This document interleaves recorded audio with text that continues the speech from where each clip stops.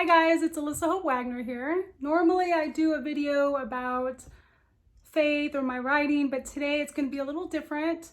I wouldn't do it unless I really felt God wanted me to just talk. And I'm not going to get political. I don't want to get into any kind of arguments about anything.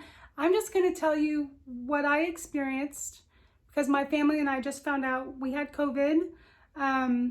We just finished our 11, 12 days of quarantine and we just got the test back today. So it took about 11 days to get the test. So I just want to tell you kind of what we went through because I know there's a spectrum of COVID and I know the news media covers, this aspect a little bit, the worst side, the scary side. Of course, they want to, talk about that more. And I'm not making light of those people. People have died from this virus, and I understand that people are sick and they get on ventilators. I totally understand that. But I just want to give you my perspective so you could just have kind of the balance between the spectrum of what to expect. Because I feel like, one, there's a lot of fear because COVID's new. It's part of the coronavirus family. It's part of the cold, family, but it's still new. It's scary. We're seeing a lot of this side of things. And I just want to be a voice of something, kind of in the middle, like the moderate side of, what to expect when the virus comes knocking at your house. And my main scripture that God gave me is Proverbs 17:22.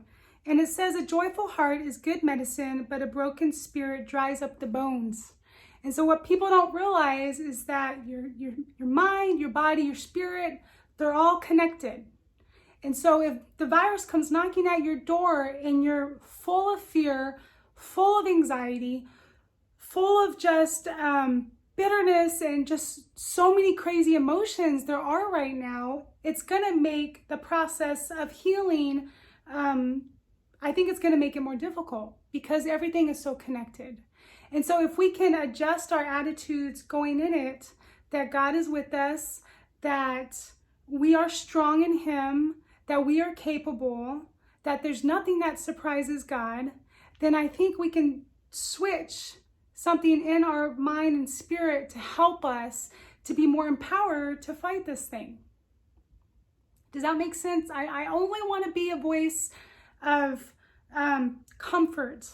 I want to be a voice of perspective, of a sound mind, of trust in God, of just, the media will do here. I just want to be over here somewhere. I just want to be that voice. And I'm just going to tell you my story.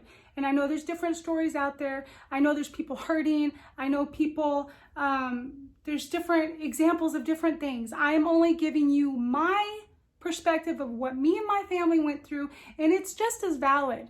It's just as valid. What we went through is just as valid, okay? So I just want you to hear my perspective. Okay, so it started, I woke up, okay, first of all, my husband's an ER doctor. We've been married 21 years. We have 3 kids, 16, 13, 11. I am 43. He is 43. We're both pretty healthy. And so you have to hear that from the onset. So I'm talking to people who kind of fit in that category, okay? And so he's an ER doctor. He wore his mask. The wave came through Texas. He had to go to work. He worked almost 3 weeks in a row. Wore his mask all the time, very clean, very cautious and careful. He'd come home, strip his clothes, put him in the washer, take a shower before he would see any of us. He did that all 3 weeks. But still, as an ER doctor and a wife, you just know it's going to come. It's going to come to your house. You just take that as a fact. You're going to have this virus coming. And so I don't want to live in fear. I just live each day. And so I woke up one morning. I felt soreness in my neck, slight headache. I didn't think anything of it because I had ran 3 miles in the heat the day before, and I thought maybe I was lifting up my shoulders, and that's why my muscles were sore and I was kind of tired. Second day, wake up, sore muscles, headache, slight sore throat, not bad at all. I've had way worse. And then I also have a weird kind of smell. It smells like smoke and it tastes like smoke. But I am a writer, so I'm more descriptive. And so I'm filming. Love you, babe. Firstborn, 16 years old. Anyway, I'm just more descriptive, and so I tasted smoke. I told my husband I smelled gasoline. That's what I smelled. Some people don't have any smell, but this is what I'm telling you about what happened to us. Okay, so that's the second day.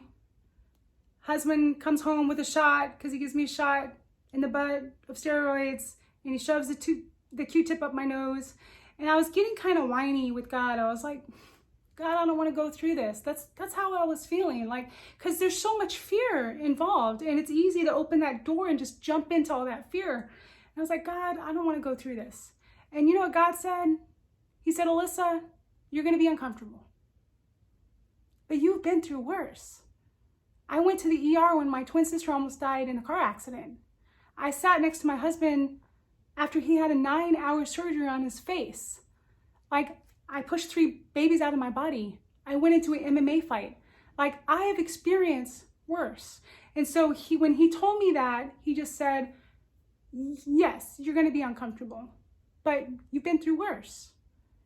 And so when God gave me that check, I was like, okay, I can do this.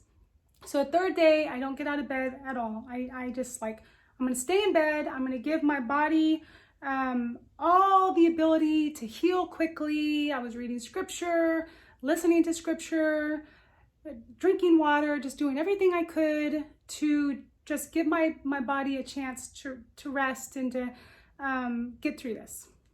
So that was that day. That night, I had a fever of 101.6. I got the shakes just a little bit because your body's heating up, and so you feel cold. And so I got medicine, went back to bed, middle of the morning, broke my fever, woke up, all sweaty. And so the next day, which is day 4, I feel a little bit better, still feel the body tension, still feel fatigued, still have the headache because of your sinuses, still have a subtle sore throat, and then you start getting a cough. And so that's the 5th day. And I did do work that day. I did some formatting on my children's book. So I did probably 3 or 4 hours of work on the computer. And I'm pretty sure I cooked too. So 6th day, I worked all day. I did 6 hours on the computer, cooked, cleaned. 7th day, worked all day on the computer, cooked, cleaned, did all that stuff. Still feeling fatigued. Now you're getting more of a cough, no more fever, maybe slight sore throat, maybe just a slight headache. And I think it's because the sinuses are draining. That's why that hurts. But still taking it easy. I did not work out all 11 days I was in quarantine. I normally work out 5 to 6 days a week. Did not work out because I knew I would just make myself sicker. And so really taking it easy is the best thing to do. And so by day 8, I feel completely fine. Day 9, completely fine. 10, completely fine. My oldest son, who's 16, who just came in, he had the sinus pressure, the achiness, the sore throat. He did. Oh, and I did have like 2 times the diarrhea, but not bad. It was just, just a little bit, just a soft stool. And then, so my oldest son had the headache, sore throat, tension, just a couple of days, like 2 days. My youngest, who's 11, my girl, she did spike a fever 101.6 one day. We gave her medicine. She was fine. She had no other symptoms. I had to ask her, how do you feel? And I'm fine. My 13-year-old who has, he has exercise-induced asthma was completely fine. Like, he had nothing. He said he had a headache a little bit, but other than that, he was good. My husband, he's like an alpha male. He barely gets sick. He did have the headache, the neck ache, a little bit of fatigue and the cough, and he didn't work, all those days. But he was fine after that. I literally got it the worst out of the whole family. So, and that's what happened. So that's it. That's my story. out of the whole spectrum, that's my story somewhere right here. And my story doesn't negate anybody else's. I don't want it to. I'm not trying to negate anybody else's story. I just want to add mine to the pile. I just want to be another voice, just telling you firsthand what it was like, what I went through, and how we overcame and got to the other side. So I hope you guys are blessed. Remember, hang on to faith, not fear, and let's get through this together.